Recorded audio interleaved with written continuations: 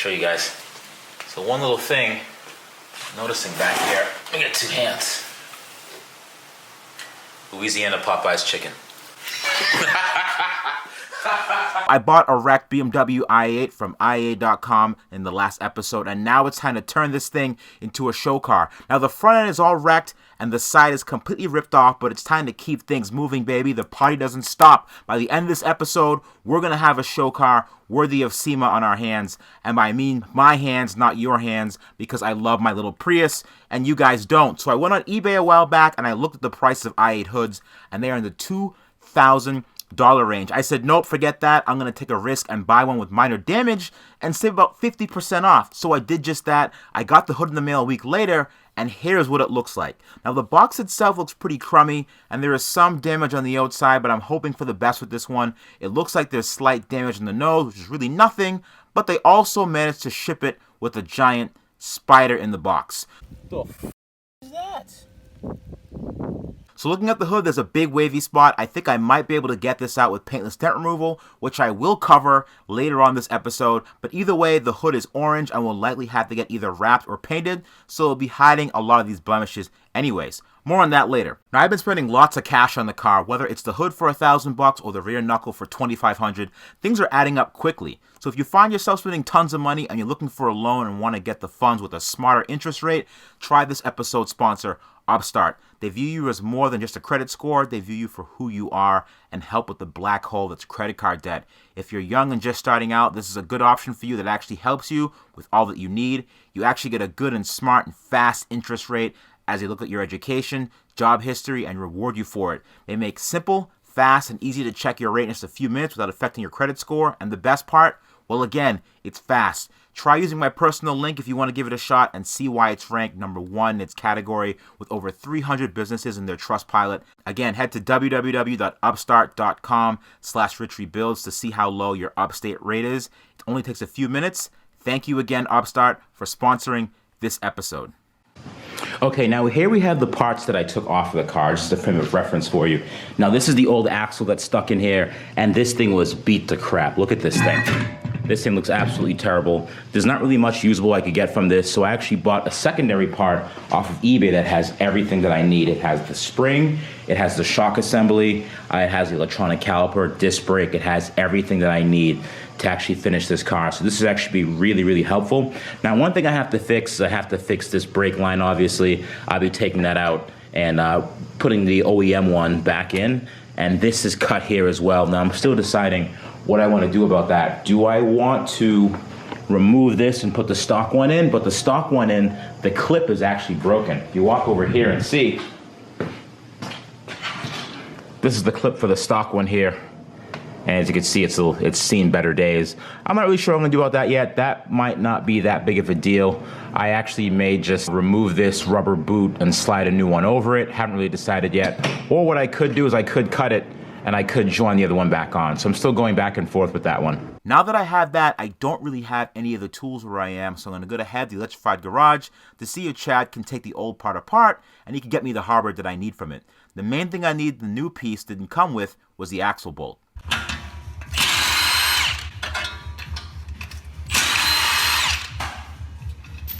Nice, nice. Voila. Excelente. Take out the wheel speed sensor too. Yes. Look at that crack, man. That's a serious crack, dude. Right? Yeah, damn. That's a hard hit. Yeah. That thing took a beating.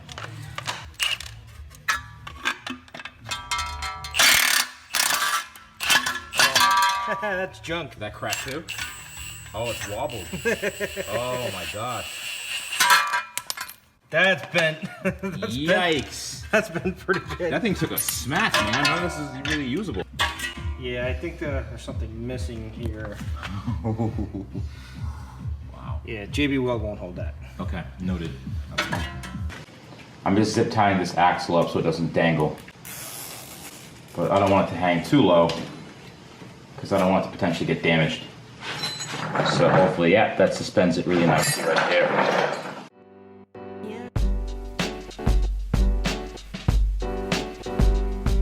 Yeah.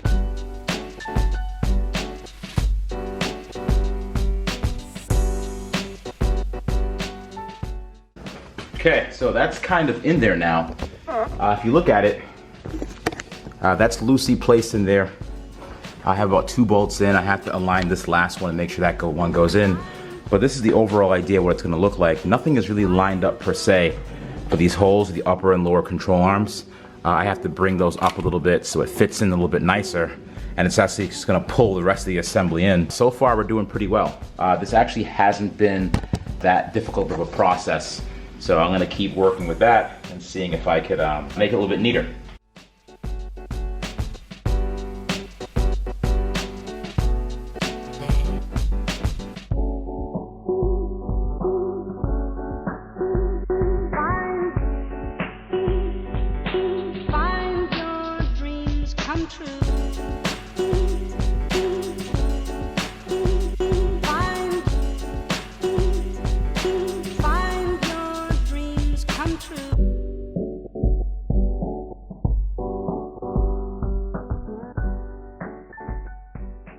The next thing I have to do is install the rear fender carrier.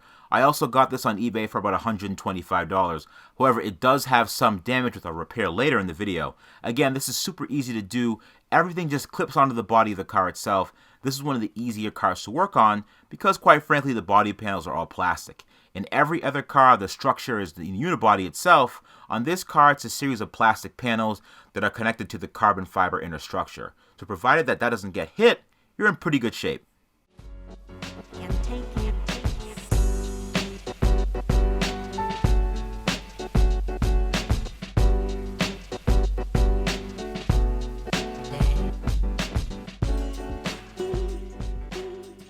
If you look right here, the way this sway bar is, it's actually flaring out, and I'm not sure it's supposed to be that way. On some cars, they're kind of asymmetrical, where one side will look different from the other. But going to the other side, you'll see how that kind of sticks out straight. So that sticks out straight and goes towards the front of the vehicle, but the other side, it kind of sticks out at a 45-degree angle. So I'll see if I can bend that back and take a closer look at it.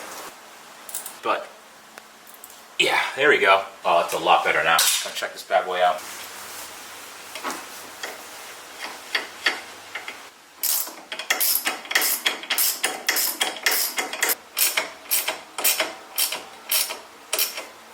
Now for the moment of truth. This car hasn't turned on since the accident and the 12-volt battery is dead. So I charged it up using my external battery tender, and here is what happened. Oh, snap.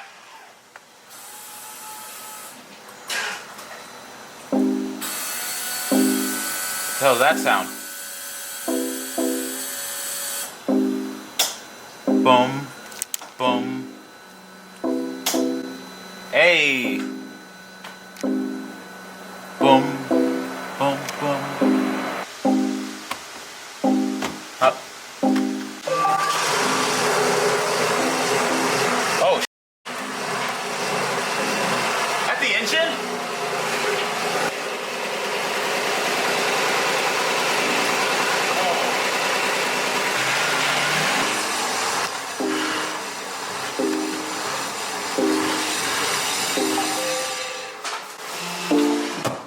Oh, E-drive. Oh, battery died. I get it. Okay, so, whoa, it's died again. Let's see how much juice this thing lost just by doing those shenanigans. Battery's down to 5 volts. Yeah, down to 5. It sucked it dry. So let's get that battery level back up and then plug this bad boy back in.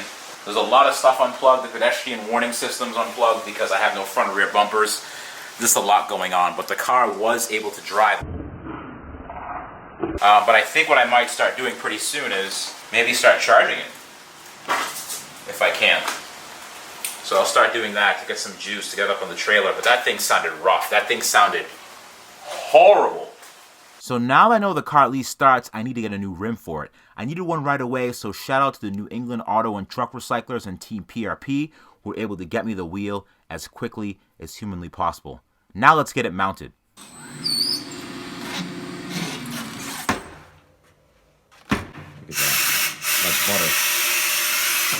I'm going to put more than what you probably need, and then you can just let it rest. That's way easier than the other way around.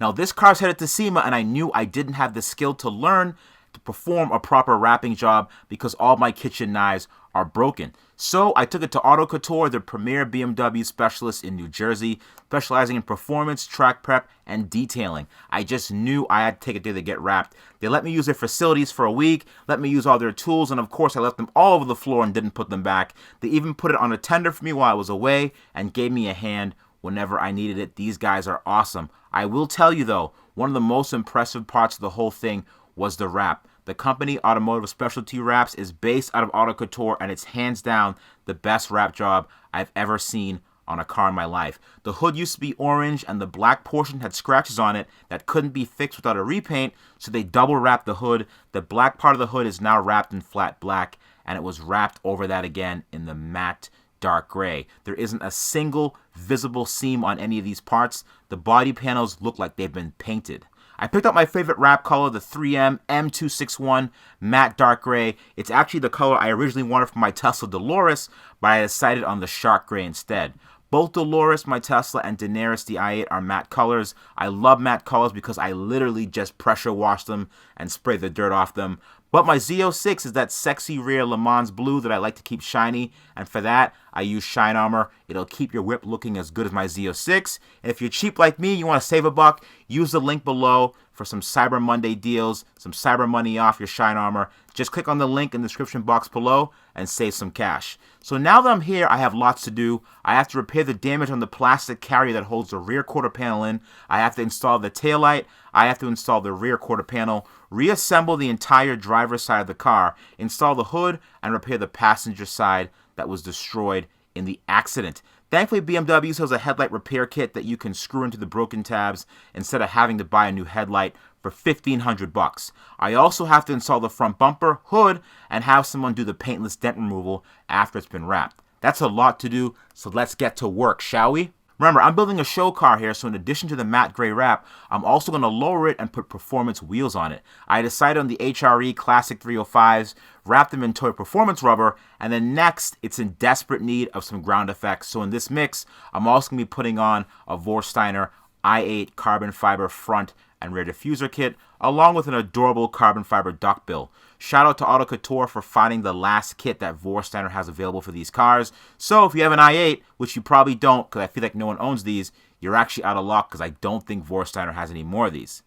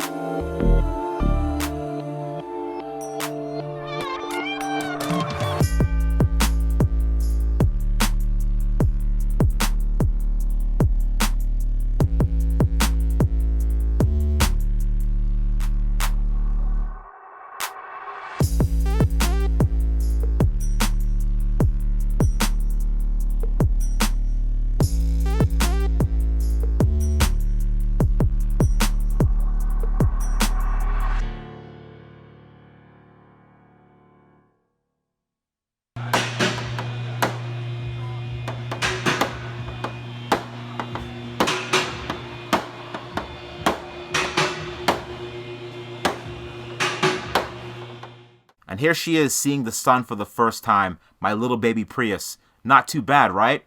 Now let's do the cost breakdown. The car was $28,000. The hood was $900 plus $100 shipping. The side molding was $100 plus shipping. The side plastic mounting molding was $229. The rear axle was $800. The rear bumper was $420. The taillight was $225. The rear knee was $2,500. The welding I paid for was $300, and the miscellaneous BMW parts I needed was $1,500. And that one wheel I got was absolutely free. So the costs have a nicely put together running and driving BMW i8 about $35,000. My labor was free. I'm not a professional shop. This is my hobby, therefore not billable time. But if I had to estimate, it took me about 24 hours to complete this project from start to finish to get the car running and driving. It was I would say about $35,000 to $36,000. $36,000 for a Prius is high, but it's a pretty damn cool looking Prius. Anyways, shout out to Auto Couture, Automotive Specialty Wraps, IAA Insurance Auto Auctions, where I got the car from, and the Electrified Garage. Stay tuned for the next episode where we bring Daenerys to SEMA, and I will see you all soon.